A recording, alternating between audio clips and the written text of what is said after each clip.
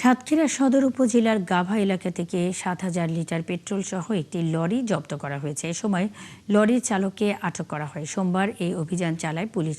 স্থানীয়রা জানান, সন্দেহজনক অবস্থায় লরিটিকে দেখে 999-এ কল করা হয়। খবর পেয়ে সদর থানা পুলিশ ঘটনাস্থলে পৌঁছে লরি জব্দ করে। পরে চালককে আটক করে থানায় এনে জিজ্ঞাসাবাদ করা হয়। এ বিষয়ে প্রয়োজনীয় ব্যবস্থা নিচ্ছে পুলিশ।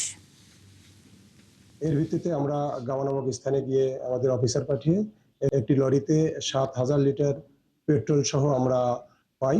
ওখানে যারা তেলের লরির ড্রাইভার সহ সংশ্লিষ্ট যারা ছিল তারা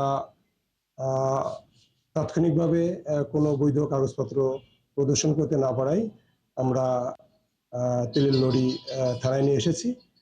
প্রাথমিক পর্যায়ে তাদের কাগজপত্র আমরা যাচাই করছি। কাগজপত্র যাচাই শেষে আমরা প্রয়োজনীয় ব্যবস্থা নিব।